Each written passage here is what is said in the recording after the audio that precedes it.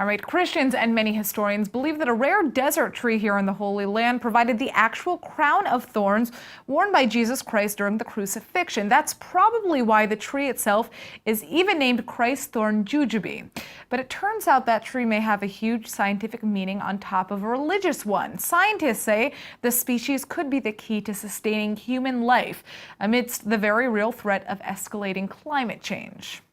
People have long been studying the tree for generations now, not only for its religious implication in the story of Christ's crucifixion and resurrection, but also because the plant has the rare ability to thrive in harsh desert climates.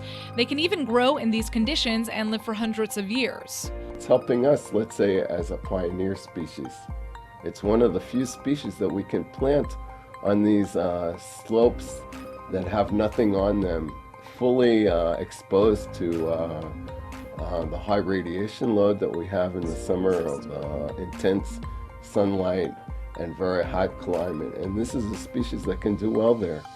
We only know maybe one or two other species that can do that. Scientists around the world agree that the threat of global warming is a very real one, the effects of which we can already see in our day-to-day lives as deadly heats threaten to destroy the plant life that makes Earth a sustainable place for creatures of all kinds. But future generations of this pioneer species could someday bring life to places scorched by rising heat, as well as provide food to critical pollinators such as insects and bees.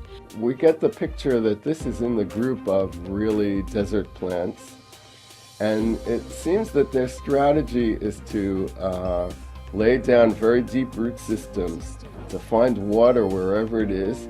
And this can be, let's say, if we go to a climate change scenario where we become much closer to the desert, then we make this transition to these real desert plants. For Christian believers, the crown of thorns is a symbolic reminder of the pain Christ endured before his death, as well as the glory of his resurrection.